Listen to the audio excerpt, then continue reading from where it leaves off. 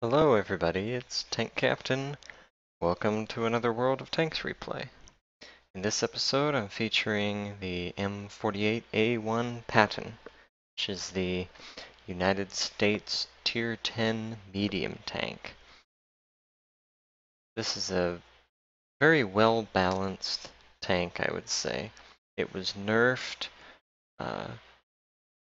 probably a few years ago in a couple of the patches, and it was mostly mediocre, but in the last year or so, they've added some buffs and tweaks and other things that have really allowed this tank to become an excellent battlefield machine. Now, the rate of fire on this tank is fantastic. With the current equipment and crew that is mounted in this particular battle, the reload is somewhere around 7.5 seconds, I believe. It's also highly mobile and has relatively well-angled armor, particularly on its egg-shaped turret and hull. So although it's not very thick, it will still occasionally bounce shots, which is quite useful, especially going hull down.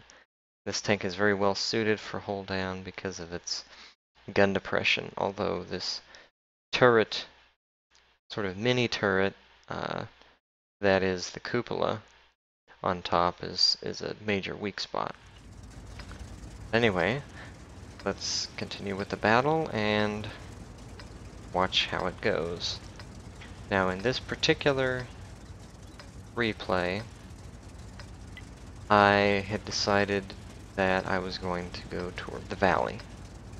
A lot of people will head towards the town, however, in this particular tank, with its mobility and pull down capabilities, I decided that valley would be the best option.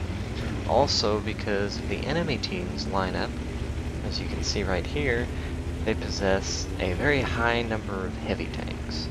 I did not expect many of these heavy tanks to be coming the valley way, so I surmised that there wouldn't be a whole lot of resistance, that we'd be able to push through the valley and into their cap, and then from there either cap or push around into the town and help out our allies there.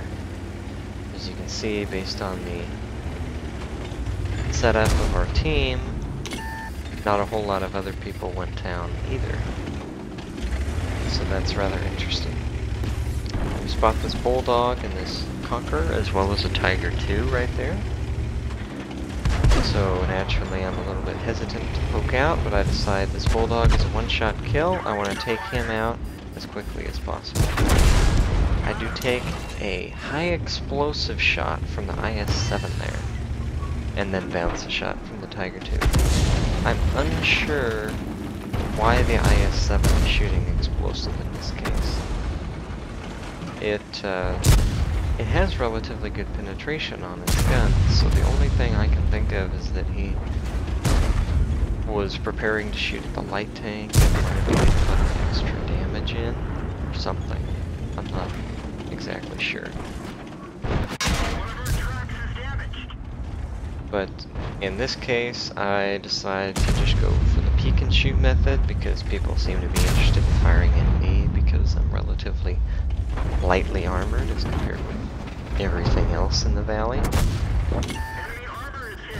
So we put a good shot in there into the Tiger II. Now, most of those enemies have been taken care of. I decided it's time to move up and support the rest of our allies.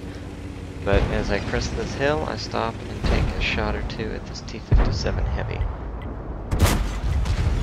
Unsure where exactly that shot went and why it didn't penetrate. It's possible it was at the upper end of the aim circle and bounced off his turret or something like that. In any case, we finish him off, and now we're able to advance. air artillery is spotted.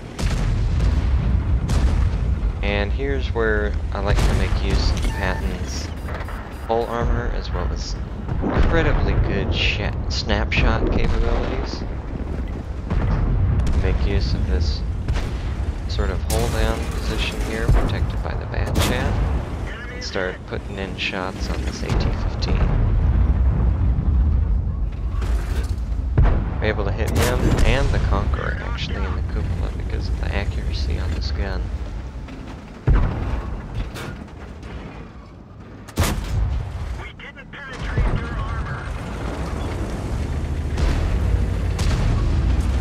Bounced a shot there, so now I figure it's time to go ahead and move up and work around and get some more shots into these guys.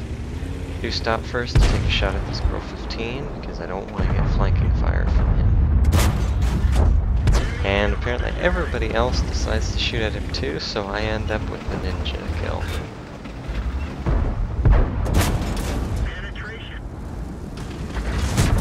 Shot in there to the AMX-50B, good roll. Here, get a low roll, and it's going to take us another shot to finish him off. So I stop first to take care of this AT-15, help out our allies, and then round this corner here and take out the AMX-50B.